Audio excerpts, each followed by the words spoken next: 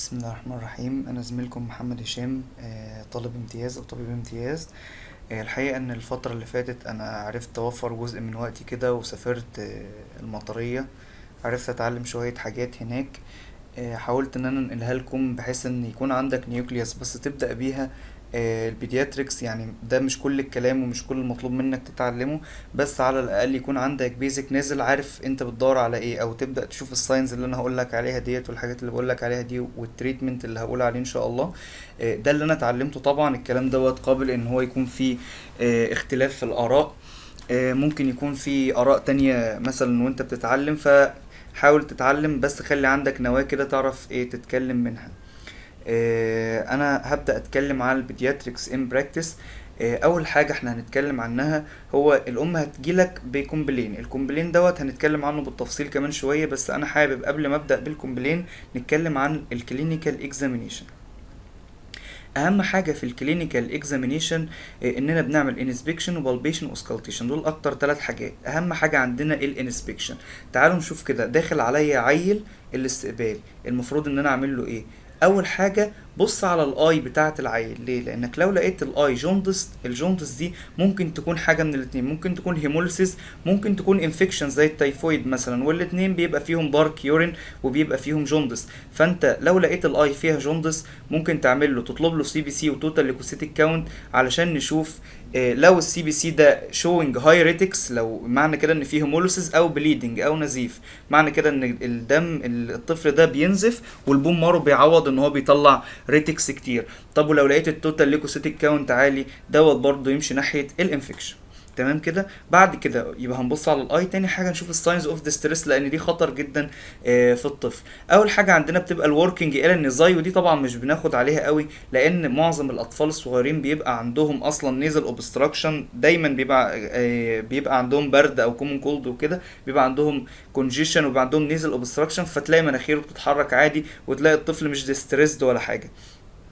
امال ايه بقيه الساينز اوف الديستريس؟ اول حاجه قلنا وركينج انزاي. تاني حاجه عندنا التكيبنيا، يبقى العيل دوت نفسه سريع عن المعتاد.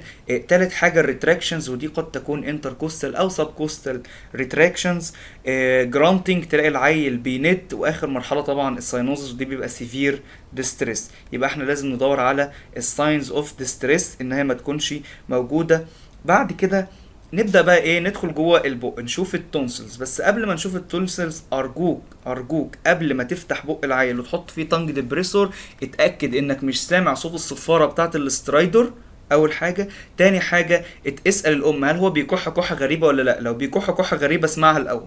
ما ينفعش تفتح بق العيل في حالة كروب، لان لو كانت ايبيجلوتايتس، الكروب ده اللي هو لارنجايتس، تمام؟ لارنجايتس وايبيجلوتايتس. فلو كانت ايبيجلوتايتس هيحصل سيفير سبازم، العيل ممكن يضاي اون تيبل، ممكن يموت قدامك. سو بليز اكسكلود الكروب قبل ما تعمل فارنجيال اكزامينيشن. لو انا بصيت على التونسلز ممكن الاقيها ايه؟ ممكن الاقيها كونجستد، ممكن الاقيها اديميتاس. ببص على التونسلز ممكن يكون كيسنج تونسلز كبار جدا لدرجه ان هم قريبين من بعض، ممكن يكون عليها باص ابيض. كل دوت بيمشي في ناحيه التونسلايتس. وكمان شويه دكتور عمرو دنيا كان منزل فيديو عن عن الشيست عموما، يعني شرح فيه شويه حاجات كده. انا هحط لكم الساينز اللي نعرف بيها كل مرض بس في اللي جاي. يعني احنا في الاكزامينيشن بس بنسيستم دماغنا بنبص على ايه. يبقى اول حاجه بنبص على الاي، تاني حاجه الساينز اوف ديستريس، تالت حاجه التونسلز بنكسكلود الكروب، بعد كده التونسلز. رابع حاجه السيركيوليشن تو اكسكلود الشوك. ازاي ابص على السيركيوليشن في العيل؟ خلي الطفل ينام واكشف صدره ودوس بصبعك على الاسترنم بتاعته وشيل ايدك. لو المفروض يحصل ريفيلنج، بيحصل بليتشنج مكان صبعك ده وبعد كده بيحصل ريفيلنج. المفروض ان الريفيلنج يحصل خلال قد ايه؟ المفروض ان الريفيلنج وانت بتعد 1 2 يكون الريفيلنج حصل، 1 2 3 4 يكون حصل، ده اقصى حاجه. يبقى 1 2 3 4 يكون حصل ريفيلنج والسكين رجع.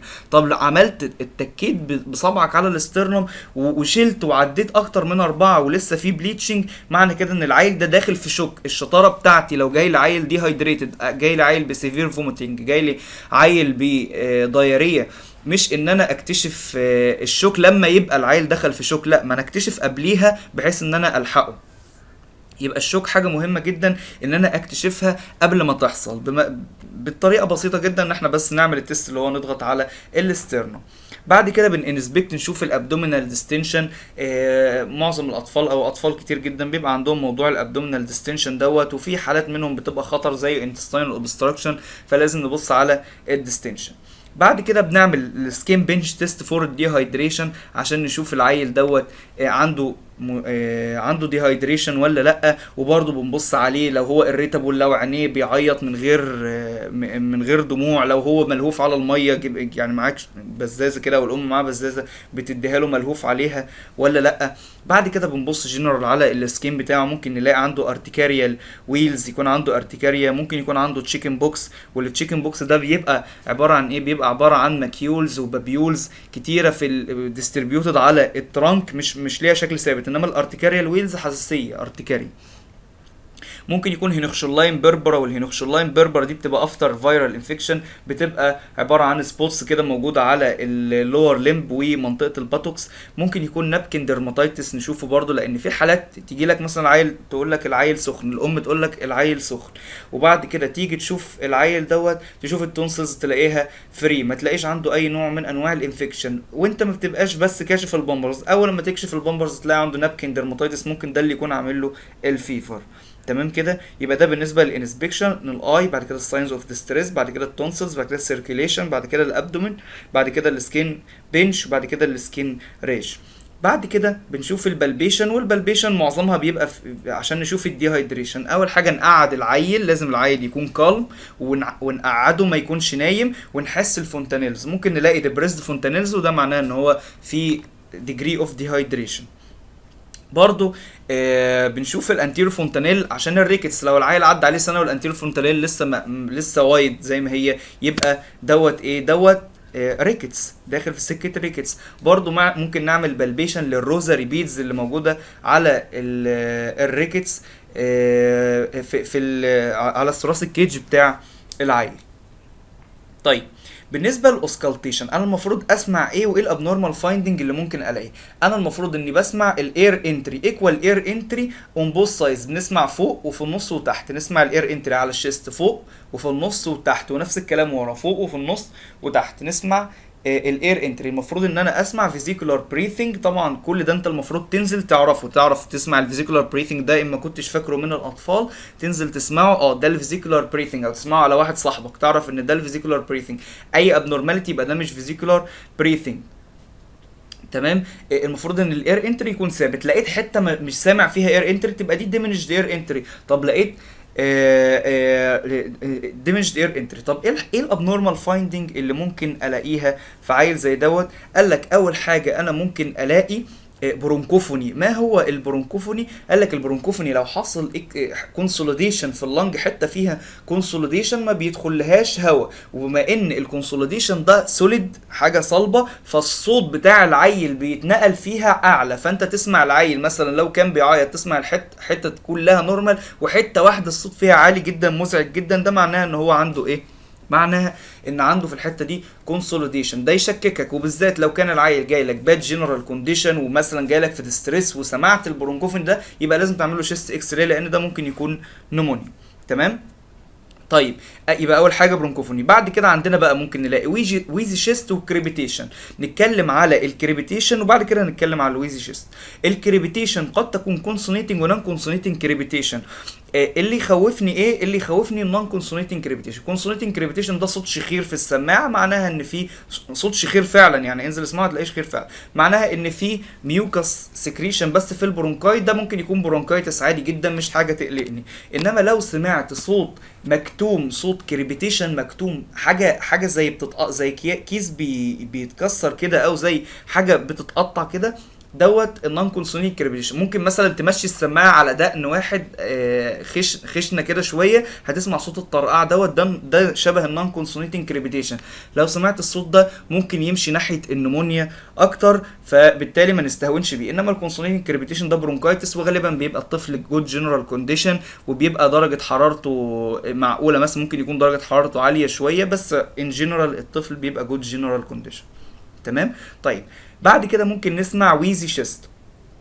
الويزي شيست ده ممكن نسمع فيه ايه؟ الويزي شيست بنسمع العيل بيجي لك بهيستوري اوف الرجي، ممكن يجي لك هو اصلا برونكيال ازمه، الطفل بتقول لك عايز جلسه على صدره، او يجي لك من الاول ان اول مره صدره مكتوم، العيل مش عارف ياخد نفسه، تسمع صدره، تسمع صوت صفير في السماعه، صوت التصفير ده اللي هو الويزي شيست او الرونكاي. بتيجي بيبقى غالبا في العيله يعني هيستوري اوف الرجي، ومش شرط الالرجي دوت يكون برونكيال ازمه، ممكن يكون في صوره ديرماتيتس مثلا او حاجه تانية، مش شرط خالص يكون في صوره ازمه، بس هيبقى في العيله حد من قرايبه عنده ازمه او عنده الرجي. تمام كده. طيب حاجة مهمة جدا لازم كلنا ناخد بالنا منها، طبعا من ضغط الحالات ومن الريت مش بناخد بالنا ان احنا نفيتال العيل كويس، بس دي حاجة بسيطة جدا ممكن تخليك تعرف تدايجنوز حاجة مبهمة وتحس ان انت فعلا رضيت ضميرك. فلازم نحاول نفيتال العيان على قد ما نقدر، وبالذات في لو طفل جاي لك باد جنرال كونديشن حاول تفيتال العيل كويس. تمام. ده بالنسبة للاكزامينشن. احنا كده بدأنا نلم دماغنا شويه عن اول لما العيل هيدخل لي هعمل له ايه. بعد كده بقى تعال نتكلم على الكومبلين بتاع الام، هناخد هيستوري ازاي ونربط الكومبلين بتاعها دوت بالهيستوري اللي هقوله، وفي الاخر بالدايجنوزس اللي انا هعمله. اول حاجه مشهوره جدا بتجيلنا على طول هي التونسلايتس. بتيجي الام بتشتكي ان العيل بتاعها او ان الطفل عنده ترجيع وسخونيه غالبا، يعني دي اكتر شكوتين. ممكن تيجي تقول لك عنده كحه وسخونيه واسهال، كحه في اي ابر ريسبيراتوري تراكت بيبقى فيها كحه وسخونيه وترجيع واسهال.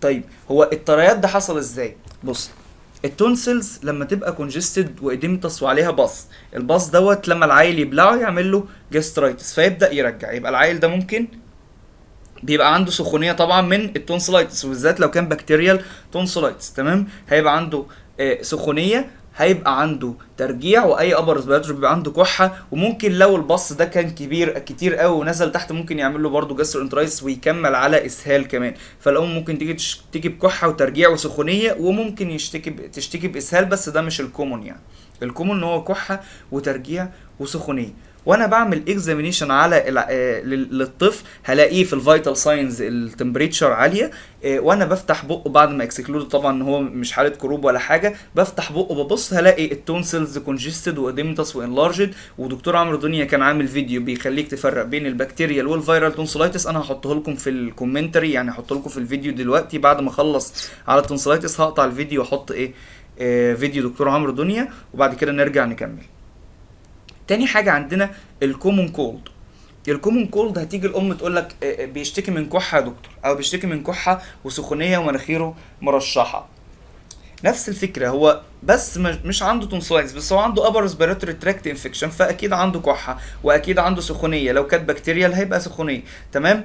ممكن يكون مناخيره مرشحة، ده بيبقى دايما موجود لان بيبقى غالبا الكومون كولد فيرال، فبتبقى دايما مناخيره مسدودة ومرشحة. وممكن يكون معاه ترجيع لان البرونكايتس ده ممكن يكون بيبلع الميوكس فبيعمل له برضه جاسترايتس ويرجع. وهتيجي الام تقول لك العيل بيرجع معظم الترجيع بتاعه مخاط يا دكتور.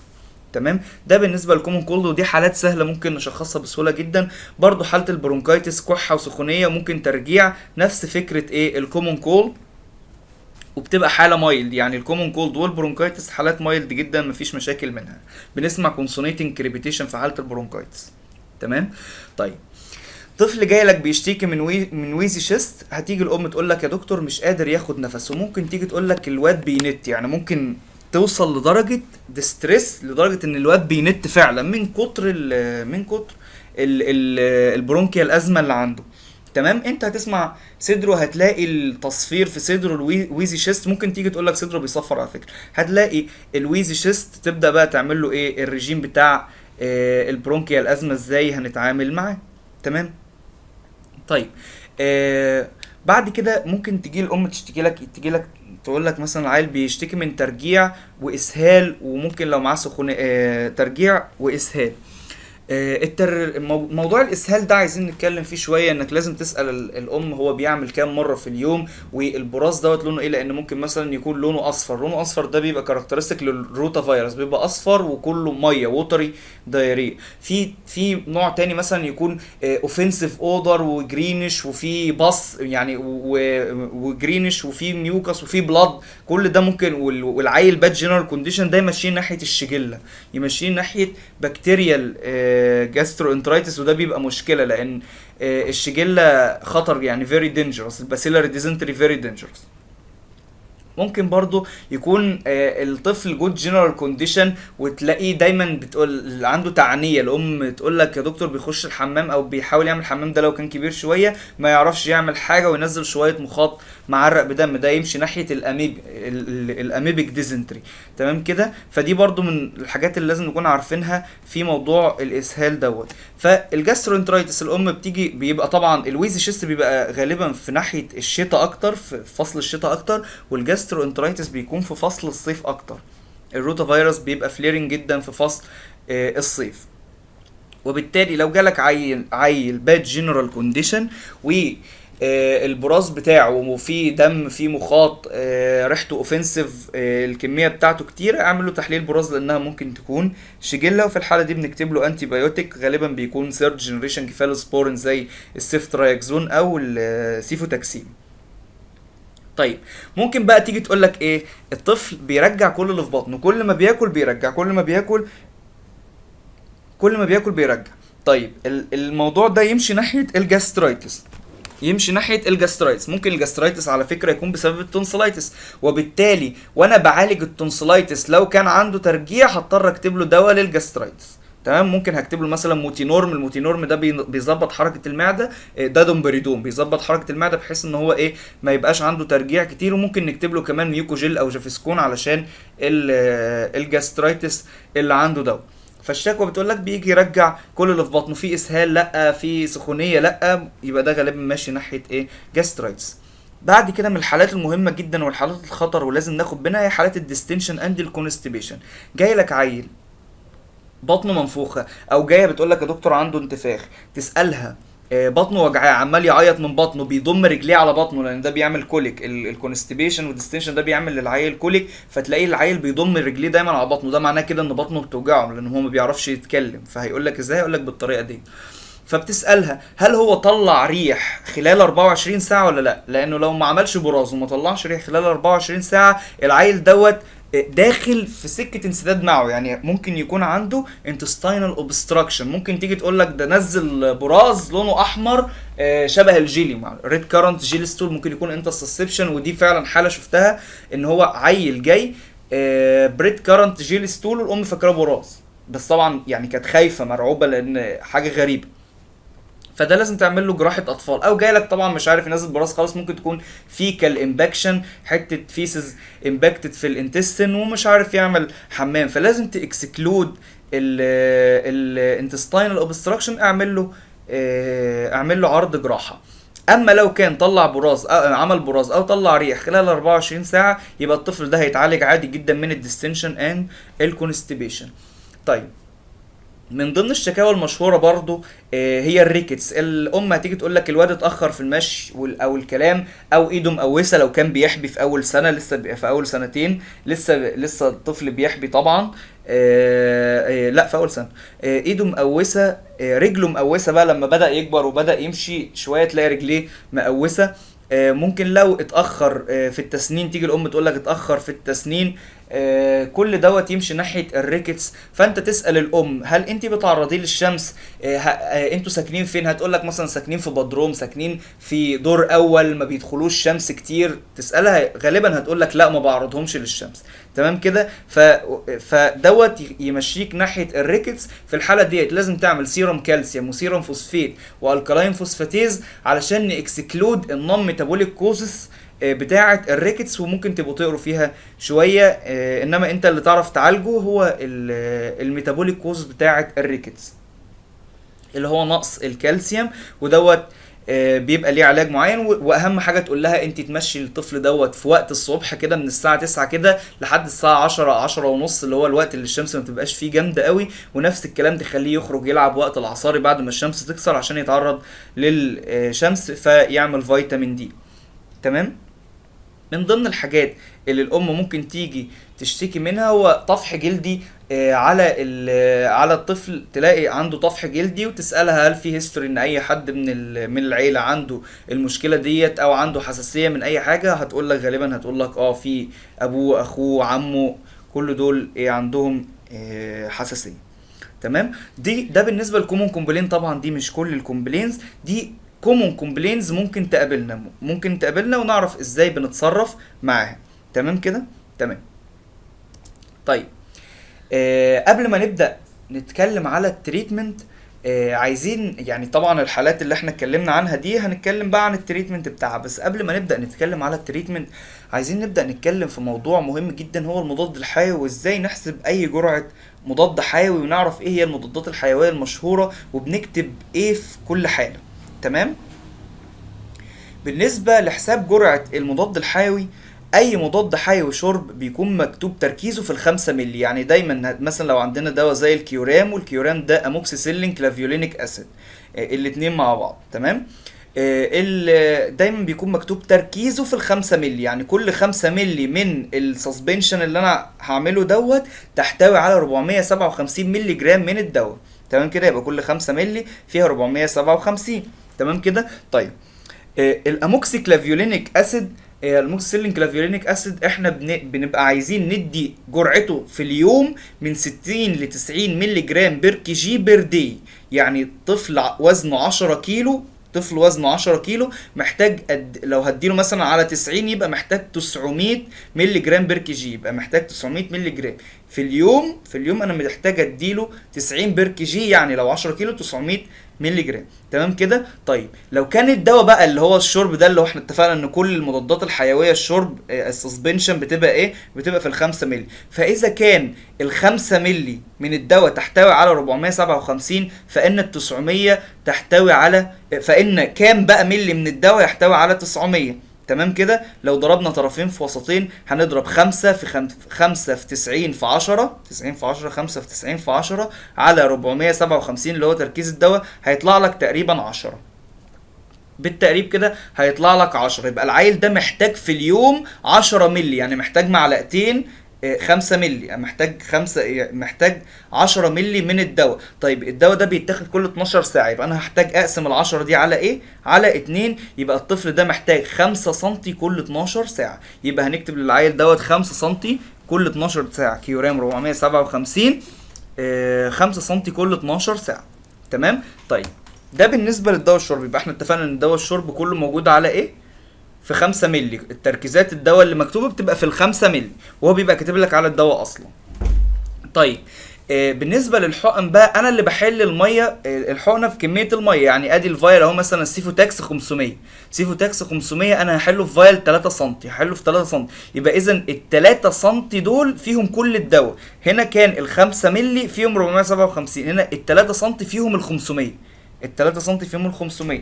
تمام كده. لو انا هكتب مثلا دواء سيفوتاكس 500، والسيفوتاكس ده زي ما احنا عارفين بيتحسب على من 50 ل 100. اي دواء انجكشن، اي مضاد حيوي انجكشن بيتحسب على من 50 ل 100 مللي جرام بير كي جي بير دي. يعني بدي من 50 ل 100 مللي جرام بير كي جي بير دي من الدواء. تمام كده. ما عدا اليونيكتام او مجموعه السلبكتام اللي هي اليونيكتام واليوناسين والسلبين دوت بندي على من 150 ل 200، بندي على من 150 ل 200 مللي جرام بير كي جي. انما السيفوتاكس بندي من 50 ل 100، او معظم الادويه التانية بتبقى من 50 ل 100. طيب يبقى دلوقتي لو انا عيل وزنه 10 كيلو محتاج لو هحسب على 100 عيل وزنه 7 كيلو يبقى انا محتاج اديله كام؟ محتاج اديله 700 مللي على مدار اليوم. وزي ما احنا عارفين ان السيفوتاكس بيتاخد كل 12 ساعه، السيفوتاكس بيتاخد كل 12 ساعه. تمام. يبقى لما نيجي نقول ان ال3 سم، انا حليت الفايل دي كلها في 3 سم، ال3 سم فيهم 500 صح؟ يبقى كام سنتي فيهم 700؟ يبقى 4 و2. طب ده انا حللهم في 3، ما هو انا اصلا 4 و2 ده على مدار اليوم كامل. يبقى هنقسم على 2 هنقسم على 2 يبقى العيل دوت محتاج 2 سنتي، محتاج 2 سنتي. هنحل السيفوتاكس ده كله في 3 سنتي ونديله 2 سنتي كل 12 ساعة. ركز ورتب دماغك، هتلاقي ان هي نفس المعادلة اللي فاتت بالظبط، بس بدل ما كنا بنضرب 5 في هنضرب 3 في وزن العيل بالكيلو في تركيز الدواء. هنا كنا بنضرب 5 في تركيز الدواء في وزن العيل بالكيلو. تمام. هنا بنضرب في 3 او في الحاجه اللي هنحل فيها الحقنه. لو انا هدي الحقنه وريد هحلها في 5 برضه، يبقى هنضرب في 5 في 7 في 100 وهكذا. يبقى هي نفس المعادله سواء للحقن سواء للمضاد الحيوي والشرب. في المضاد الحيوي والشرب بنضرب 5 في تركيز الدواء المراد اعطائه لكل كيلو في وزن العيل بالكيلو على تركيز الدواء في ال5 مللي. هنا بنضرب 3 اللي هو كميه الميه اللي انا حليت فيها الدواء في وزن العيل بالكيلو اللي هو 7 في 100 اللي هو التركيز المطلوب اعطائه لكل كيلو على تركيز الدواء اللي هو ال 500 مللي جرام، ونقسم على 2 لو كان بيتاخد كل 12 ساعه، وما نقسمش على 2 زي السيفترايكزون مثلا، ما بنقسمش على 2 لو كان بيتاخد كل 24 ساعه زي السيفاكسون مثلا. ده بالنسبه للمضاد الحيوي دوت بيبقى فيه مشكله شويه او بيعمل عقده للناس، فانا محتاج ان انا ابسطه. يا رب اكون نجحت ان انا ابسطه او افهمه لكم شويه. لو الموضوع مش واضح بالنسبه لك بطئ الفيديو او وقف الفيديو واستوعب الكلام اللي انا بقوله، لاني بقوله بسرعه. استوعب الكلام وبعد كده ارجع تاني. ممكن لو قريت الكلام اللي انا كاتبه ده ان شاء الله هتلاقي الموضوع سهل.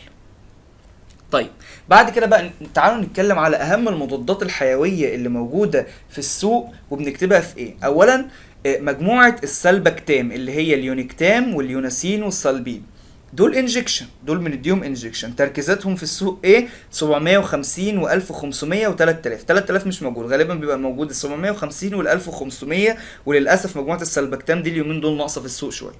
تمام.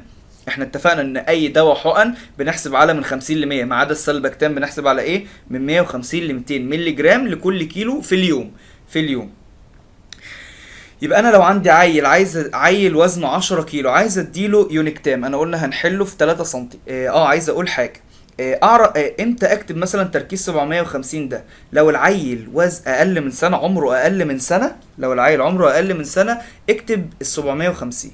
اكتب ال 750 يعني احسب على 750 هنا. لو عيل اكتر من سنه ابدا احسب على ال 1500 على طول. تمام. هي الفكره في ايه؟ الفكره انه العيل اللي بيبقى عنده سنه ده تقريبا بيبقى وزنه 10 كيلو. فلو عيل وزنه 10 كيلو هيبقى هنحل الامبول في 3 سم صح؟ في 3 سم 3 في 10 اللي هو وزن العيل في التركيز المراد اعطائه. تمام. على 1500 هيطلع لك 3، يبقى انا محتاج ادي الحقنه كامله. لو على 1500 يطلع لك 3 يبقى انا محتاج ادي الحقنه كامله، محتاج ادي العيل دوت الحقنه كامله صح كده في اليوم. يعني انا محتاج ادي له حقنه يونيكتام 1500 واحده بس في اليوم. بس اليونيكتام بيتاخد كل 12 ساعه، واليونيكتام او السلبكتام كلهم لو حلتهم ما بينفعوش تاني. ما يعني لازم هاخد منهم مثلا لو 3 يبقى هاخد 1.5 سم من اليونيكتام ال 1500 وارمي الباقي. طب ليه؟ ما 750 هديله حقنه 750 الصبح حقنه 750 بالليل. ده لو اقل من سنه. لو اكتر من سنه هبقى محتاج اديله ال 1500 لان هيبقى تركيز اعلى من كده، هحتاج اديله 1500 مثلا 2 سم الصبح و2 سم بالليل وهكذا. تعالوا نجمع دماغنا تاني. السلبكتام تركيزاتهم 750 و1500 و3000. اقل من سنه نبدا نحسب على 750، اعلى من سنه نحسب على 1500. جرعتهم 150 ل 200 مللي جرام بير كي جي بير دوز. وبما انهم حقن يبقى هنحلهم في 3 سم. ليه بنحل في 3 سم في الحقن؟ قال لك لان الانتراماسكولار انجكشن ما ينفعش احقن اكتر من 3 سم. يبقى 3 سم. طب لو عيل وزنه 10 كيلو يبقى نضرب التركيز اللي حليت فيه اللي هو 3، الكميه اللي حليت فيها اللي هي 3 في وزن العيل في الكونسنتريشن المطلوب على التركيز. بما ان ده 10 كيلو يعني سنه تقريبا، هنحسب على 750 هيطلع لك 6 نقسم على الاثنين يبقى محتاج اديله 750 كامله كل 12 ساعه. كل 12 ساعه محتاج اديله 3 سم كل 12 ساعه اللي هي الحقنه كامله، الحقنه 750 كامله. تمام جدا. اليونيكتام مؤثر جدا في حاله الابر ريسبيراتوري تراكت انفكشن. لو جاي لك عيل عنده بكتيريال تونسلايتس وعنده بص جامد جدا على التونسلز وباد جنرال كونديشن وفيفرش بكتيريال تونسلايتس على ابوه يعني، نبدا باليونيكتام حقن. نبدا انجكشن لمده 3 ايام وبعد كده نبدا باليونيكتام انجكشن لمده 3 ايام، حقنه الصبح حقنه بالليل، حقنه الصبح حقنه بالليل، حقنه الصبح حقنه بالليل. وبعد كده نكمل بالاموكسي كلافيولينيك اسيد زي الاوجمانتين والهاي بايوتيك والكيورام والمجموعه دي كلها. تمام كده، جميل. ده بالنسبه لاول مجموعه عندنا هي مجموعه السلبكتام، يبقى بنكتبها في الايه، في الابر ريسبيراتوري تراكت انفكشن وفي الاوتايتس ميديا كمان على فكره. تاني حاجه عندنا مجموعه الاموكسيسيلين كلافيولينيك اسيد زي ايه، زي الاوجمانتين والهاي بايوتيك والكيورام.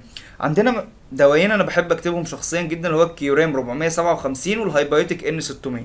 المجموعه ديت بتتحسب على من 60 ل 90 مللي جرام بير كي جي في اليوم، 60 ل 90 مللي جرام بير كي جي في اليوم، وبنستخدمها كعلاج في اليو ار تي من الاول لو كان الحاله مايلد، يعني العيل مش باد جنرال كونديشن والتونسلز كونجستد بس مش قوي، ممكن نبدا على طول بالكيورام بمجموعه الاموكسيسيلين كلافيولينيك اسيد، او نبدا باليونيكتام ونكمل ايه بالاموكسيسيلين كلافيولينيك اسيد.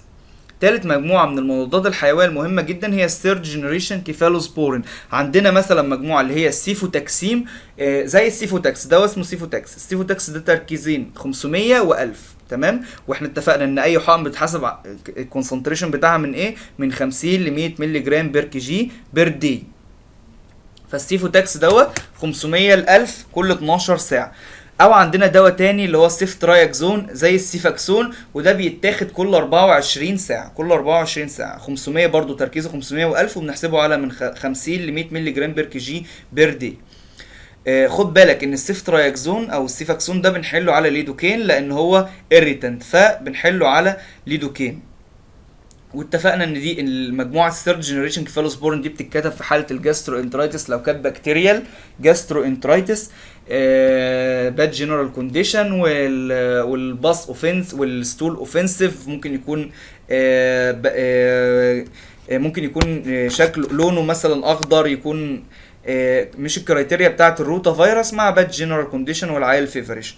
برضو بتتكتب في اليورينري تراكت انفكشن الثيرد جنريشن كيفالوسبورين، لان البكتيريا غالبا اللي بتعمل يو تي اي بتكون جرام نيجاتيف، بتكون اكتر في الفيميل اليو تي اي، ان البنت بتعمل براز فالام بتشطفها من ورا لقدام، فبتجيب البراز بتجيب الستول تمشيه عند اليوريثرا فتعمل لها يورينري تراكت انفكشن.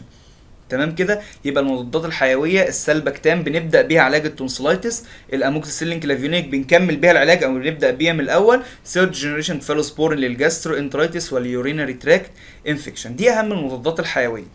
الحقيقه ان الكلام اللي انا قلته ده كوندنسد جدا، فما تتوقعش ان انت لما تسمع الفيديو ده من اول مره انك هتجمع كل المعلومات. وقف الفيديو، ورقه وقلم، واكتب الكلام اللي انت شايف ان انت هتحتاجه، اكتب المعادله اللي انا كتبتها عشان تعرف تواصل وعشان ما تصدعش من الفيديو.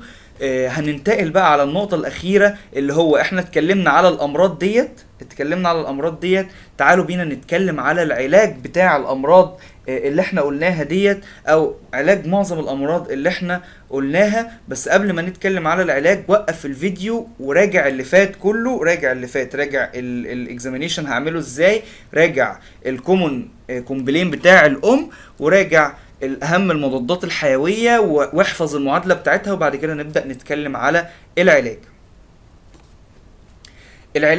اول حاجه عندنا مثلا حاله التونسلايتس، احنا اتفقنا ان تشخيصها خلاص من الكومبلين بتاع الام، وانا عملت اكزامينيشن فعرفت ان دي حاله تونسلايتس. اديله ايه؟ لو كانت بكتيريال نديله انتي بايوتيك، نبدا بيونيكتام ونكمل بكيورام، نبدا بيونيكتام ونكمل باموكسيسيلين كلافيولينيك، سواء كيورام هاي بايوتيك اوجمانتين انت واختيارك. تمام. بس لو الولد عنده اسهال ما تديش ما تديش الكيورام، ما تديش الاموكسيسيلين كلافيولينيك، لان البنسلينز بتعمل دايريه، وبالتالي مش المفروض ان انت تديله دواء يزود له الدايريه. امال اعمل له ايه؟ اديله فيرست جنريشن كيفالوسبورين زي الديوريسيف او زي الديوريسيف او الكيبوريكس. ديوريسيف 500 برضو كل 12 ساعه، وكيفالوسبورينز بتتحسب على من 50 ل 100. الاموكسيسيلين كلافيولينيك بس هو اللي بيتحسب من 60 ل 90، انما الفيرست جنريشن كيفالوسبورين زي الديوريسيف بنحسبه على من 50 ل 100، وهو بيبقى سسبنشن، بنحسبه على من 50 ل 100 مللي جرام بير كي جي بير دوز بير دي. تمام. طيب يبقى اول حاجه الانتي بايوتكس اللي احنا بنديها. تاني حاجه عندنا الانتي بايوريتكس. الانتي بايوريتكس اللي بنديها للعيل دي ايه؟ لو العيل سنه اقل من 6 شهور بنديله باراسيتامول زي الستال سيرب. ستال سيرب نديه اي دواء شرب تلت الوزن 3 مرات في اليوم. اي دواء شرب جرعته ايه؟ تلت الوزن 3 مرات في اليوم. يبقى ستال سيرب تلت الوزن 3 مرات في اليوم. طب لو كان العيل ده اكتر من 6 شهور ممكن نبدا نديله بروفين سيرب. بروفين سيرب ملحوظه، لو العيل اكتر من 6 شهور ممكن نقلل الحراره بالبوس الدولفين 12 ونص او 25 على حسب وزن العيل. جرعه الدولفين 1 مللي جرام بير كي جي بير دوز.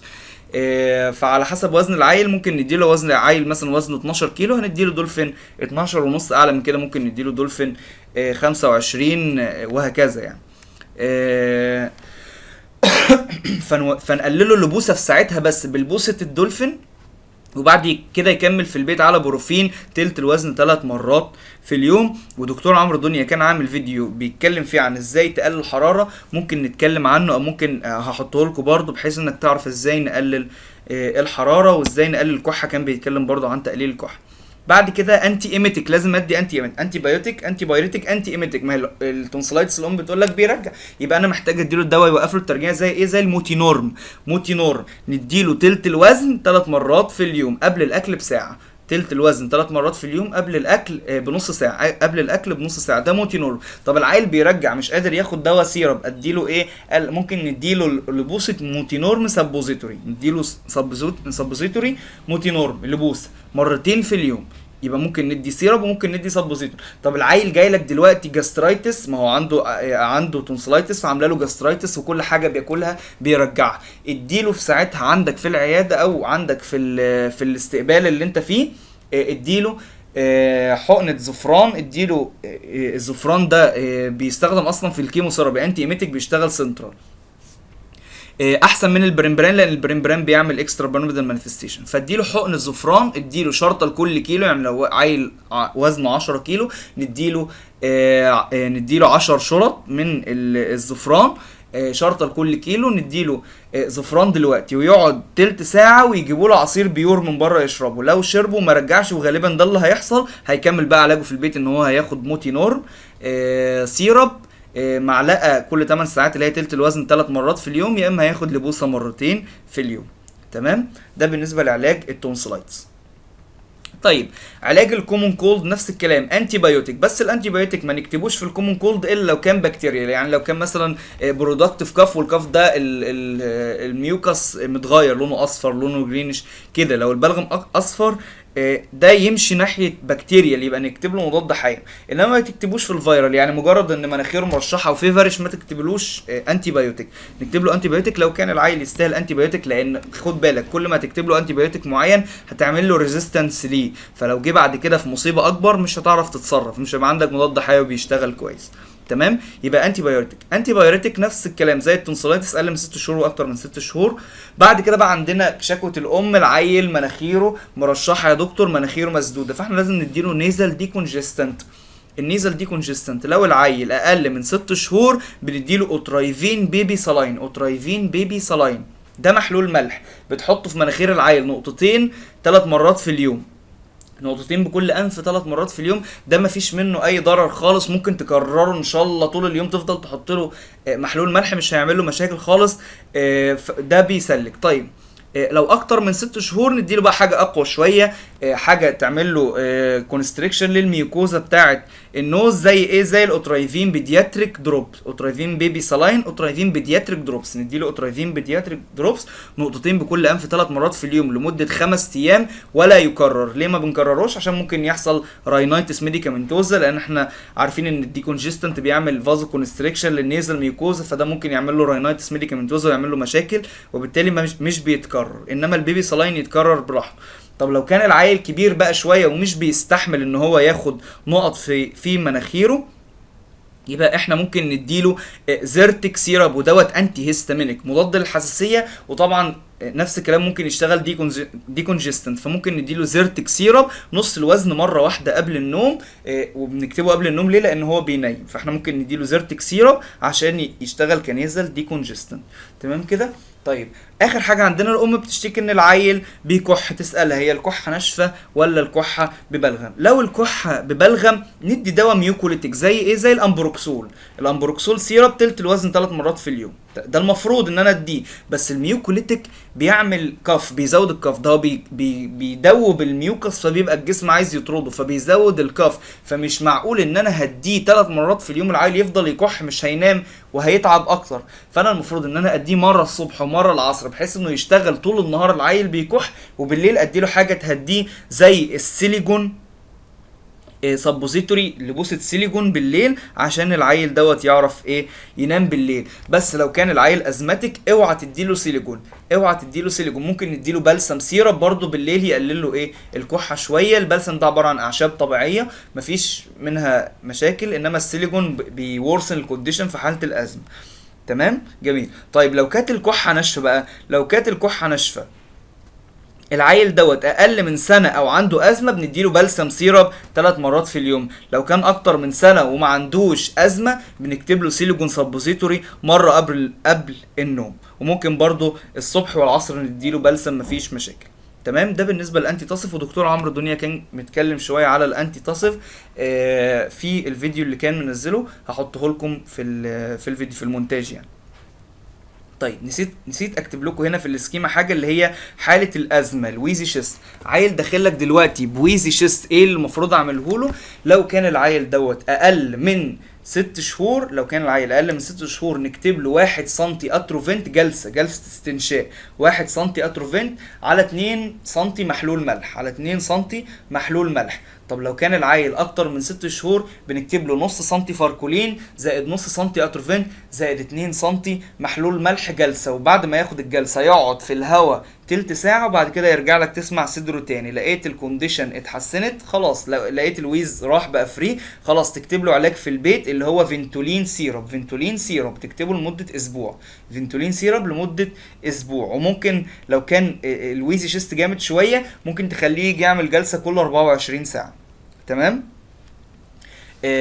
ده بالنسبه للتريتمنت. طب لو كان العيل ريزيستنت بقى، لو العيل ريزيستنت منك بتكتب له، لو كان اقل من 6 شهور قلنا بنكتب اتروفنت، فتكتب له جلسه تانية. بس مع الجلسه التانية ممكن تدي له حقنه سوليو كورتيف وسوليو كورتيف والجرعه بتاعه الكورتيزون عموما 1 مللي جرام بير كي جي بير دوز، 1 مللي جرام بير كي جي بير دوز. تمام. طب لو كان اكتر من 6 شهور بنديله برضه بنكرر جلسه نص فاركولين ونص اتروفين. طب ما نفعش معاهم الاثنين خالص نديله بقى كورتيكوسترويد دايركت انهيلر اللي هو البالمي كورت. ندي العيل سواء اقل من 6 شهور او اكتر من 6 شهور بالمي كورت، نديله 1 سم على 2 سم محلول ملح.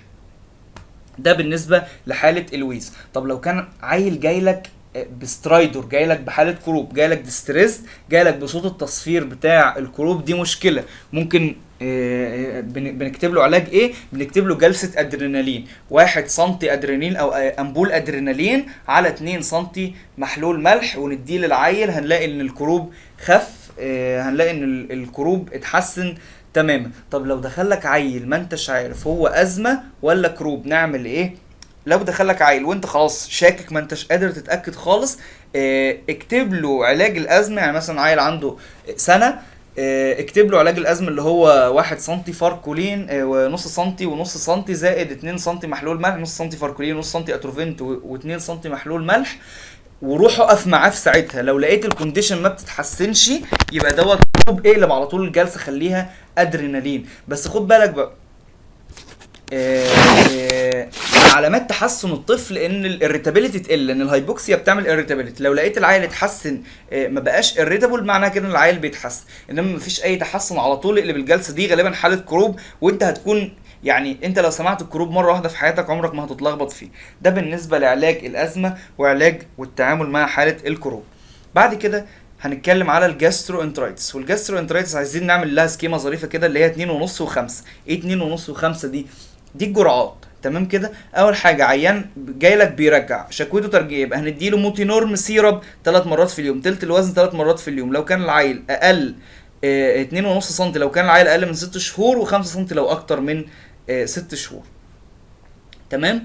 او ممكن نديله موتينورم سبوزيتوري مرتين في اليوم. تمام. بعد كده نكتب له على مطهر معوي زي النانازوكسايد. نانازوكسايد بنديله 2.5 سم مرتين في اليوم. واهم حاجه للعيل بتاع الجاسترو انترايتس او الجاسترايتس او اي عيل عنده فوميتنج او دايريا لازم نكتب له اورال هايدريشن سوليوشن. الاورال هايدريشن سوليوشن ده في منه مثلا حاجه اسمها هيدروسيف، وده بطعم البرتقال كويس ماليابل، العيل بيبلعه كويس، وبالتالي بنديهوله. ايه هو الاو ار اس؟ بنعمله ازاي، بنحضره ازاي؟ يحلل كيس في 200 سم ماء مغلي ومبرد. الببرونه بيبقى فيها مكيال يعني بتبقى متعلمه، بنديها 200 سم، يحلل كيس في 200 سم ماء مغلي ومبرد، ويتم اعطاء 50 سم بعد كل مره ترجيع او اسهال. بس تقول للام مش تروح جايبه 50 سم ومبلعهم للعيل مره واحده، لانه لو بلعهم مره واحده ده عباره عن ملح هيخلي العيل هيرجعه كله. تمام. فبنديله معلقه بعد كل مره ترجيع، نديله معلقه كل 5 دقايق. المفروض ان احنا نديله 8 معالق بعد كل مره ترجيع او اسهال. 8 معالق بين كل معلقه ومعلقه 5 دقايق. ولازم ناخد بالنا ان احنا ما نديش الهيدروسيف ده اكتر من 3 اكياس في اليوم. اكتر من 3 اكياس في اليوم ما نديش اورال هيدريشن سوليوشن، وما تستهونش بيه لانه ممكن يدخل العيل في الكترولايت ديستربنس. تمام كده. اخر حاجه عندنا بنكتب دواء بيظبط الانستاينال فيلاي ويحسن الفانكشن بتاعتها، اللي هو الزنك اوريجين او زنك اوريجين. بندي معلقه مرتين في اليوم لمده 14 يوم. لو كان العيل اقل من سنه بندي 2.5 سم مرتين في اليوم. لو كان اكتر من سنه بندي 5 سم مرتين في اليوم. ده بالنسبه لعلاج المايلد جاسترو انترايتس. المودريت والسيفير هتتعلم تتعامل معاه ازاي في الاستقبال، لانك بتديله بتبدا معاه بشوك ثيرابي بعد كده مينتننس ثيرابي. فده المفروض ان انت تسال فيه في الاستقبال وتتعلمه. دوت المانجمنت بتاع العيل المايلد دي هايدريشن، اللي هو يعني عباره جاسترو انترايتس بس او جاسترايتس بس بيرجع، انما العيل اليرت وكونشوس ومش ملهوف على الميه ومش بيعيط وعياطه بدموع وكل حاجه. تمام. طيب بعد كده بالنسبه لحالات الديستنشن قلنا نتاكد الاول ان العيل دوت خرج عمل براز او خرج ريح. بعد كده نسال الام بقى هل مناخيره بتبقى مسدوده وهو بيرضع على طول، لان ممكن العيل وهو بيرضع ومناخيره مسدوده بيتنفس من بقه فيبلع الهواء، فلما يبلع الهواء بطنه تتنفخ، ولما بطنه تتنفخ تعمل له ديستنشن. تمام كده. يبقى لازم نقول للام مناخيره ما تبقاش مسدوده، وحطي له اوترايفين بيبي سلاين تسلك له مناخيره، دي ما فيش منها اي ضرر. تمام كده. تاني حاجه نسالها هل بتكرعيه مره في نص الرضاعه مره في اخر الرضاعه ولا لا، لان الامهات بتكرع في اخر الرضاعه وخلاص، فالعيل بيبقى فيه ايروفاجيا بيبلع هواء، فيبلع كميه لبن وبعد كده يبلع هواء وبعد كده ينزل عليهم اللبن، فلما تيجي تكرعه في اخر الرضاعه بيروح شايل كل الهواء ده، يروح شايل كل اللبن اللي فوقيه رميه بره، العيل يرجع. وبالتالي المفروض تكرعه مره في نص الرضاعه، بحيث ان هو لو في شويه لبن مثلا او حاجه يتكرع الهواء واللبن دوت يفضل، بعد كده يرضع تاني فما يبقاش عنده هواء كتير في بطنه فما يعملوش انتفاخ. طيب علاج الديستنشن ايه؟ نيزل دي كونجستنت زي الاوترايفين بيبي سلاين، وحاجه تريح له بقى الانتفاخ اورال زي دواء اسمه دينتينوكس، وده بيبقى نقط ممكن نديله ممكن بندي 2.5 سم كل 8 ساعات. النقط ده اللي هو 10 نقط، يعني 10 نقط كل 8 ساعات. وممكن ندي دواء تاني كويس جدا من اول يوم اللي هو الترايتون سيرب، ودوت بينفع في حاله الكونستيبيشن وبينفع في حاله الدايريه على فكره، وبيريجوليت الانتستينال موتيليتي جميل جدا. يعني انا جربته كذا حاله كلمتها تابعت معاه الترايتون عمل معاهم نتيجه كويسه. فممكن ندي ترايتون سيرب تلت الوزن 3 مرات في اليوم. تمام. طيب برضو حالات الكونستيبيشن زي الديستنشن نتاكد الاول ان هو عمل براز او خرج ريح، لو ما عملش نحول عرض جراحه. بعد كده نسال عن الترجيع، لان الترجيع بيعمل امساك، يعني العيل عمال يرجع يرجع يرجع اكيد هيكون عنده امساك. طب لو مفيش مشكله بقى من الاتنين دول، يبقى الامساك دوت نعالجه ازاي؟ نعالجه بلاكتيولوز سيرب، ده مفيش منه اي مشاكل، نبدا بمعلقتين يوميا ونزود الجرعه، ده مفيش منه اي ضرر خالص، مش خطر ولا اي حاجه. لو عيل وزن سنه اكبر من 10 سنين ممكن نديله لاكسوماج تلت الوزن 3 مرات في اليوم، هيظبط له الكونستيبيشن. بعد كده عندنا حاله الجاسترايتس. حاله الجاسترايتس طفل جاي لك مفيش حاجه بتثبت في بطنه، كل حاجه بيرجعها، كل حاجه بيرجعها. قلنا قد يكون سبب الجاسترايتس دوت تونسلايتس، قد يكون سببه برونكايتس بيبلع الميوكاس، قد يكون هو مثلا شفت حاله جت في المستشفى عندنا واكل بطاطس مقليه وعامله له الزيت ده عامل له جاسترايتس، وبالتالي كل ده ممكن يكون اسباب للجاسترايتس. فاول ما بيجي لك بيرجع كل حاجه، يبقى نديله حاجه انتي اميتك دلوقتي اللي هي الزفران. ما نديش بريمبران ليه؟ لان البريمبران بيعمل اكسترا بيراميدال مانيفستيشن، اكسترا بيراميدال مانيفستيشن في صوره كوريا واسيتوزس، فمش مستحب انك تديه. بس لو لقيت عيل جاي لك وبهيستوري انه واخد بريمبران او انت اديت بريمبران ولقيته عنده اكسترا بيراميدال مانيفستيشن، الانتي دوت بتاعتها دواء اسمه اكينيتون. اكينيتون بتجيبه من الصيدليه. الاكينيتون دوت بندي الجرعه بتاعته شرطه لكل كيلو، شرطه لكل كيلو، تمام، عشان نمنع الاكسترا بيراميدال مانيفستيشن اللي حصلت من البريمبران. فنخلينا في السيف سايد. هو الزفران غالي شويه بس في الامان نديله زفران شرطه لكل كيلو. عيل مثلا، او نديله نص الامبول، ونص الامبول كمان بعد 12 ساعه. نخلي الام تحفظ الامبول ده، لو رجع تاني نديهوله بعد 12 ساعه، تمام. يبقى ممكن نديله نص امبول الزفران ونخليه يقعد تلت ساعه، وبعد كده نجيبه له عصير تفاح بيور يشربه، ان شاء الله مش هيرجع. نكتب له علاج في البيت اللي هو الموتينورم سيرب، معلقه 3 مرات في اليوم اللي هي تلت الوزن 3 مرات في اليوم، او نديله لبوس مرتين في اليوم. حاجه بقى خد بالك منها، لو عيل بيرجع وبيسهل وانت مش عارف تديله البوس ولا تديله سيرب، لو العيل عمل اسهال وانت اديت له البوسه وقعدت في الانتستين ربع ساعه، دي بتمتص خلاص، دي معناها انها امتصت وهتشتغل، مفيش مشاكل منها. فانت ممكن تكتب سبوزيتوري في حاله الاسهال لو قعدت ربع ساعه ما عملش اسهال، تمام، جميل. يعني بعد مرة الاسهال ما تخلص تديه اللبوسه عادي خالص. ممكن تديه سيرب بعد ما تكون اديته الزفران، يبقى نديله زفران في البيت بقى، موتينورم سيرب او موتينورم سبوزيتوري، اللبوس كل 12 ساعه والسيرب 3 مرات في اليوم. نديله دواء انتاسيد زي الجافيسكون او الميوكوجيل، ده رخيص ده غالي بس ده افكتيف قوي. ميوكوجيل او الجافيسكون نديله معلقه 3 مرات يوميا. ونديله طبعا بما ان ده طفل بيرجع نديله اورال هيدريشن سوليوشن، يحلل كيس في 200 سم ماء مغلي او مبرد، ويتم اعطاء 50 سم بعد كل مره ترجيع او اسهال بمعدل معلقه كل 5 دقائق، 8 معالق بعد كل مره ترجيع او اسهال، تمام. طيب لو عندنا طفل حاله ريكتس، قلنا هندايجنوز الحاله ازاي؟ نعمل له كالسيوم وفوسفات والكلاين فوسفاتيز عشان نتاكد ان هو مش ميتابوليك، وبعد كده ندي العلاج. ايه هو العلاج؟ نديله كالسيوم ونديله فيتامين دي. الكالسيوم ماكسيكال سيرب، ماكسيكال سيرب دوت جرعته تلت الوزن 3 مرات في اليوم لمده شهرين، زائد الفا كارينو. الفا كارينو ده اللي هو الفيتامين دي، ودوت بيبقى نص الوزن مره واحده يوميا لمده شهرين، نص الوزن مره واحده يوميا لمده شهرين. اخر حاجه عندنا هي حاله الالرجي. الام جايه بتشتكي ان الطفل عنده طفح جلدي، نديله ايه؟ نديله زيرتك سيرب نص الوزن مره قبل النوم. ولو عنده مثلا درماتيتك ويل وعمال يهرش فيها نكتب له كلامينا لوشن، كلامينا لوشن علشان يسكن له الالم. اعتقد ان يعني ده بس النيوكليوس انا حطيتها لك عشان لما تنزل استقبال اطفال تكون عارف شويه معلومات تبدا تتكلم بيها وتبدا تتعامل بيها وتتعلم بيها اكتر. يا رب اكون قدرت اوصل لكم حاجه. ما تنسونيش من دعائكم، والسلام عليكم ورحمه الله وبركاته.